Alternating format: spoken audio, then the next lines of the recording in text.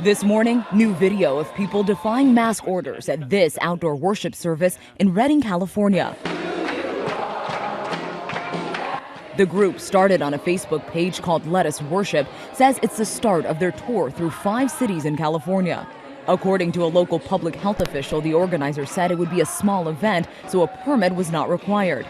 It comes as California reports its highest number of virus deaths in one day, pushing the total death toll in the state over 8,000. The frustration boiling over at this testing site near San Francisco, with people waiting in line for hours. This is a crisis, a pandemic, an epidemic, or whatever you want to call it.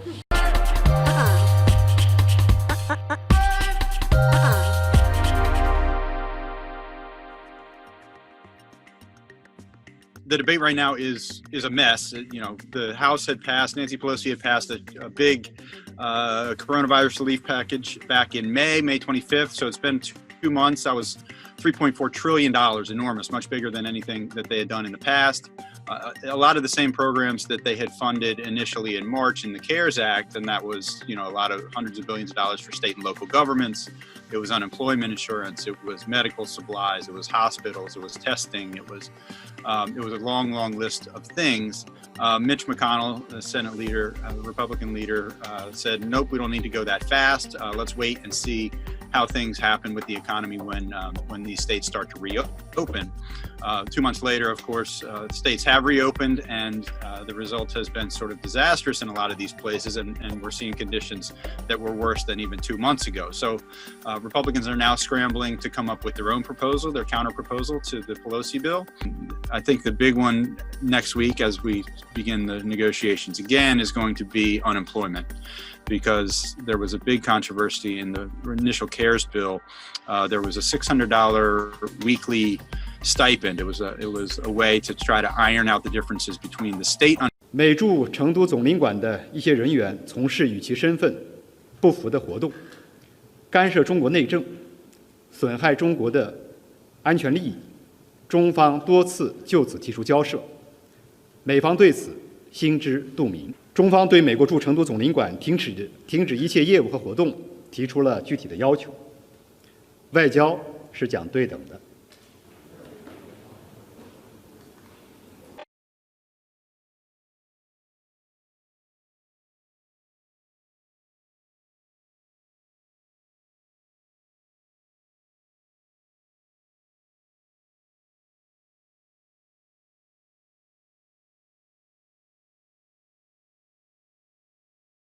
While the president may still be pushing for schools to reopen in the fall, I want you to hear from someone who is on the ground. Katie O'Connor is a 5th grade teacher in Colorado Springs. She returned to the classroom recently to try and prepare for socially distanced learning. I'm on the mission of social distancing my classroom. My district is going back full time. We'll be back in about 2.5 weeks. And so I have to remove all personal items from my classroom, and I have to set up my desks so that they're all 3 feet apart. So she has these type of desks. This is just what she had. They used to be in little pods. They all circle up nicely. But right now she has these, and they're not 3 feet apart yet. So we still have to figure out how to get these to be 3 feet apart. You can see that it's really close. Like, this is... The Director of National Intelligence Office issued a statement today on these briefings that have been held. I believe there have been briefings for the Hill and for the campaigns, they say. The statement saying that today we see our adversaries seeking to compromise the private communications of U.S. political campaigns, candidates, and other political targets. Our adversaries also seek to compromise our election infrastructure, and we continue to monitor malicious cyber actors trying to gain access to U.S. state and federal networks, including those responsible for managing elections.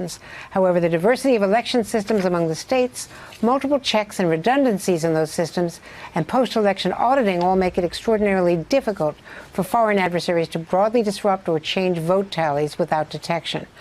I want to boil that down with you. They are talking, they say, about China, Russia, and Iran. The president talked to House Speaker Nancy Pelosi joins me now from the Capitol. Madam Speaker, thank you very much. We just played an interview with Mercedes Borges that was done by Morgan Radford, our correspondent. She lives in Milwaukee. She's being evicted. She's been living in this house for 3 years. She's got 2 children. She was literally weeping on camera about letting her kids down and about not even having a place to boil water for them, that they look up to her as their hero. I mean, I was overwhelmed by it. I'm sure our viewers were. And yet the Democrats have yet to hear from a united Republican approach on a bill